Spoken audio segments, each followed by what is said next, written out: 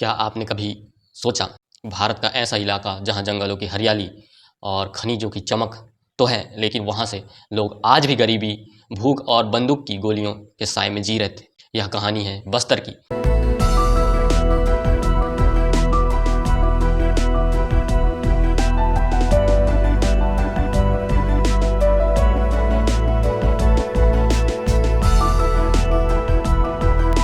जहां जमीन, जंगल और आदिवासी जीवन की लड़ाई ने जन्म दिया नक्सलवाद को।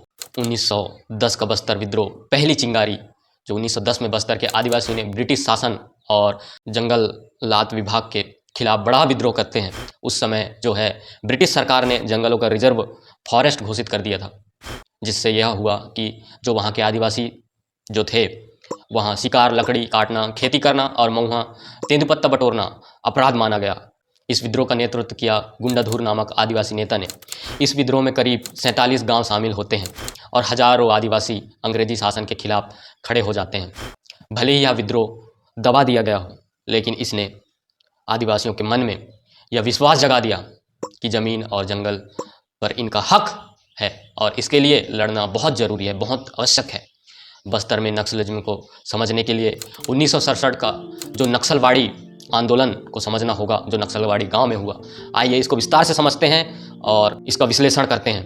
जो 1967 में पश्चिम बंगाल के दार्जिलिंग जिले के नक्सलवाड़ी गांव में भू सुधार और किसानों के अधिकारों को लेकर आंदोलन शुरू होता है। यहाँ जमींदारों और भूमिहीन किसानों के बीच टकराव बड़े व्यापक तरीके से होता है। बहुत झगड़े होते हैं, बहुत आंदोलनकारी होते हैं। किसान जो रहते हैं वो ज़मीन के मालिकाना हक की मांग कर रहे होते हैं, जबकि ज़मींदार जो हैं पुलिस और सरकार के बल पर उनका दमन कर रहे होते हैं। इसी से जन्म हुआ नक्सलवादी, नक्सल का जन्म आंदोलन, जिसका नेतृत्व चारू मजुमदार, कानू सान्याल और झारखंड के कुछ क्रांतिकारी नेताओं ने किया।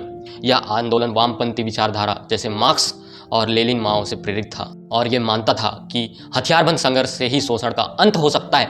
बाद में यह आंदोलन पश्चिम बंगाल से निकलकर बिहार और आंध्र प्रदेश, झारखंड और छत्तीसगढ़ के बस्तर तक फैल गया। क्योंकि 1910 के बस्तर विद्रोह ने आदिवासियों को उनकी ज़मीन, जंगल का हक की चेतना दी।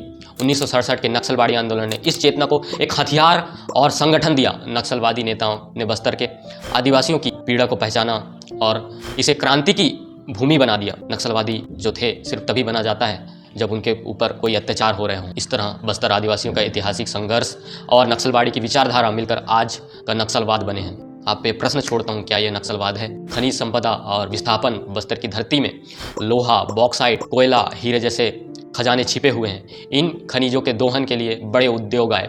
आदिवासियों की ज़मीन छीनी गई, गांव उजाड़े गए और सही मुआवजा तक नहीं दिया गया। यह जो है गवर्नमेंट की फेलियर को दर्शाता है। खनन से जंगल कटे, नदियाँ दूषित हुई और रोजगार छिन गया। यहीं से पैदा हुआ असंतोष, जिसे नक्सलवाद ने ईंधन दिया, इसको ज्वलंत मुद्दा बनाया। नक्सलवाद क्यों और कैसे शुरू हुआ? नक्सलवाद वहाँ पनपता है जहाँ राज्य की व्यवस्था नाकाम हो जाती है। बस्तर में दशकों से गरीबी, अशिक्षा, जो स्वास्थ्य सेवाओं की कमी और भ्रष्टाचार रहा। जब सरकार और प्रशासन लोगों तक नहीं पहुँचे तो नक्सली सामने आए और शुरुआत में उन्होंने गाँवों में स्कूल खोले, दवा पहुँचाई और अन्याय के खिलाफ आवाज़ उठाई। धीरे धीरे वहाँ आदिवासियों के रक्षक बन गए और फिर आंदोलन हिंसक रास्ते पर चल पड़ा। नक्सली संगठन और फंडिंग। नक्सली संगठन को बेहद अनुशासित और गुप्त तरीके से काम करते हैं। इनकी फंडिंग कई स्रोतों से आती है। खनन कंपनियों से, क्रांति कर से, सड़क और विकास कार्यों में लगे ठेकेदारों से वसूली होकर के इनका जो है फंडिंग आती है। अवैध व्यापार और जंगल की उपज पर नियंत्रण। इन्हीं पैसों से हथियार खरीदे जाते हैं, प्रशिक्षण कैंप चलाते हैं और प्रचार प्रसार होता है। इसमें सरकार की भूमिका और सुरक्षा बनाम विकास को समझते हैं। सन 2000 के बाद सरकार ने बस्तर में बड़े पैमाने पर सुरक्षा बल तैनात किए। ऑपरेशन ग्रीन हंट और अन्य सैन्य अभियान चलाए गए। अगर मैं ऑपरेशन ग्रीन हंट 2009-2010 को विस्तार में बताऊं तो यह 2009 में भारत सरकार ने नक्सलवाद को जड़ से खत्म करने या कुचलने के लिए एक बड़े पैमाने पर सैन्य अभियान चलाया था, ऑपरेशन ग्रीन हंट। इसमें सीआरपीएफ, कोबरा कमांडो और राज्य पुलिस की संयुक्त टुकड़ियां लगाई गई। सैकड़ों गांवों में छापे मारे गए, कई बड़े बड़े नक्सली ठिकाने तबाह किए गए। लेकिन इस दौरान आम आदिवासी जनता बुरी तरीके से प्रभावित हुई। यह दोनों तरफ से फंसी हुई थी। आलोचकों का मानना और कहना था कि यह ऑपरेशन नक्सलवाद को खत्म करने से ज़्यादा आम जनता के खिलाफ युद्ध जैसा बन गया था। हजारों आदिवासी अपने घर छोड़ने पर मजबूर हो गए थे।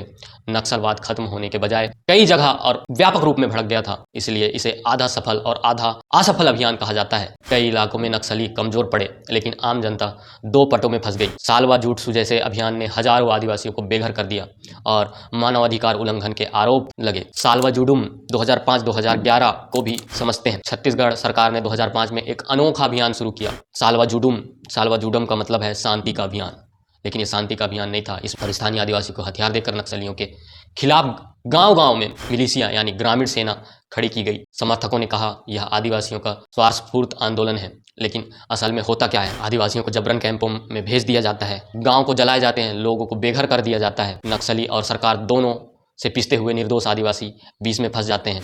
ऐसी प्रताड़ना स्वयं सरकार करती है, तो ऐसे में नक्सलवाद क्यों जन्म नहीं लेगा? हालांकि 2011 में सुप्रीम कोर्ट ने इसे असंवैधानिक घोषित कर दिया और कहा सरकार आदिवासियों को हथियार नहीं थमा सकती, क्योंकि जो है इससे बहुत व्यापक हिंसा में उनकी नुकसान किया जा सकता है। यहाँ पर सालवा जुडुम का अंत हो गया, लेकिन उसकी पीड़ा और यादें आज भी बस्तर के लोगों के जख्मों में मौजूद है। दूसरी तरफ सरकार ने सड़कें, स्कूल और अस्पताल बनाने की योजनाएं भी शुरू की, लेकिन भ्रष्टाचार इतना व्यापक और अफसरशाही और डर की वजह से उनका असर बहुत ही सीमित रह गया। बस्तर में नक्सल आंदोलनों में महिला और युवाओं की जो भूमिका को आइए यहाँ पर समझते हैं। जो बस्तर के नक्सल आंदोलन में महिला बड़ी संख्या में शामिल होती हैं। बस्तर की महिलाएं संदेश पहुंचाने, दवाइयाँ लाने और कभी कभी हथियार उठाने तक में आगे रहती हैं। युवाओं के लिए रोजगार और शिक्षा की कमी उन्हें नक्सलियों की तरफ धकेल देती है, क्योंकि अत्याचार ही है, उन पर हो रहे शोषण ही है जो एक इंसान को नक्सलवाद के तरफ ढकेल देती है। संगठन इन्हें समान और उद्देश्य का एहसास होता है। इन सबसे ज़्यादा प्रभावित होते हैं आदिवासी जनता। जमीन छीनी गई, गांव उजाड़े गए और स्वास्थ्य की कमी। नक्सली सुरक्षा बल जो थे वो दोनों तरफ से हिंसा का शिकार होते हैं। आदिवासियों का जो वर्चस्व रहता है वो यहाँ पर पूरी तरीके से ध्वस्त हो जाता है।